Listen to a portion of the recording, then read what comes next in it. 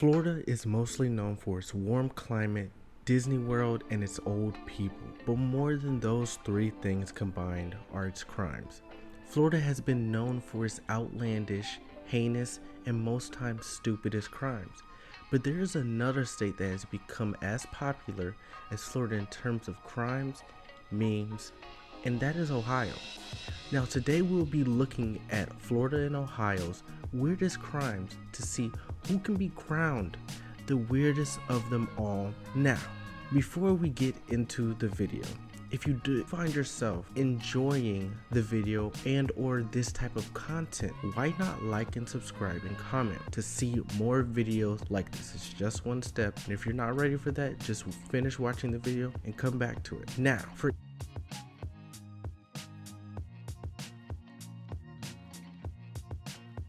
for each of these articles, all of them will be posted in the description below, so that way if you guys want a chance to be able to read them, you can.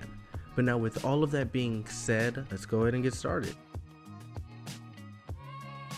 For two men by the name of Timothy Kelp, I don't know how to say his last name, and Noah Osborne were charged with unlawfully taking alligator on October 3rd, 2019. As a video surfaces on Snapchat showing the person named Timothy holding the alligator in his left hand and trying to get the alligator to bite him so that way he can give the animal beer. Now, I can't personally show the video on here, and I haven't been able to find the video at all on the internet. But Timothy also told the cops that Noah had caught the alligator with his bare hands, which already shows you how much of a Florida story this already is. He also said they later released the alligator later on that day. A female whose name was not disclosed in the documents or anything where I could find also spoke with the cops and had confirmed with the two men's story. In the end, Timothy was released on a $5,000 bail and Noah was released on a $2,500 bail. Now, I started with this one because I did find it interesting and I found it a little funny because of reading the title. And I will say, as we go on, these get progressively worse. We will be going to Madison County during a Waffle House, which I'm gonna be honest, nothing good really happens at a Waffle House, but that's besides the point. At a Waffle House, an employee calls 911 to report an attempted robbery. The apparent individual was a 28-year-old named Edward Williams Rodriguez. Based on the video surveillance and eyewitness, witnesses say Edward walked in, stated that he was high and drunk before grabbing some napkins and walking out. Witnesses say Edward did not appear to have a weapon, but did raise his finger in the shape of a gun. Local deputies found Edward at his place, arrested him without causing a scene. He later admitted to the crime, explaining he was at the Waffle House to get some napkins and he was going to rob the restaurant. He was charged with unarmed robbery and assault. The reporters tell deputies no one was hurt. This one, I'm gonna be honest, this one kind of had me confused because he really went there to just get some napkins and was thinking about robbing the place later on. Now this one takes place in Ohio.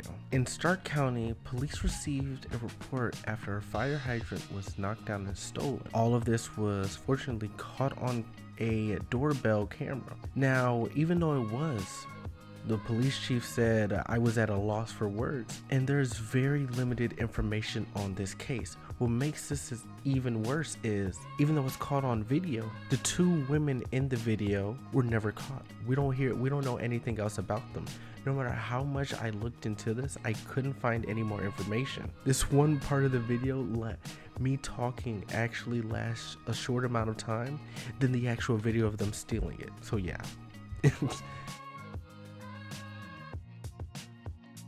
On a calm and quiet night in Eagwa County, three men decided they wanted to break into an ice cream shop and steal some ice cream. Everything was going according to plan until they were caught by an inconvenient camera and photograph. The three men were arrested on March 21st. Michael L. Pascal and Raymond J. Welch Jr. Both were charged with felony of breaking and entering and misdemeanor charges.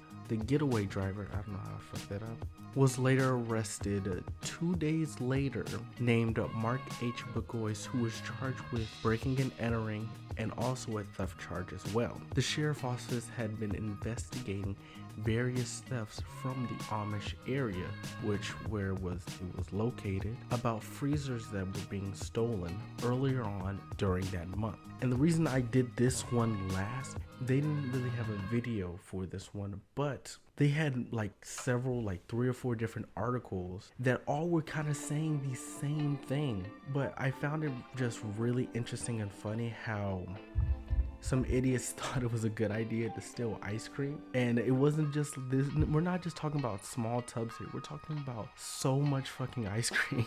And I honestly just laughed at it. But if you did enjoy this video, go ahead and like and subscribe and comment, and please let me know if you would want to see a part 2 to this, because I had also found many other Ohio and Florida type stories, or if you guys want me to do a video on some different states and just some of their crazy crimes, I would love to do it. And everybody, I hope you have a blessed day.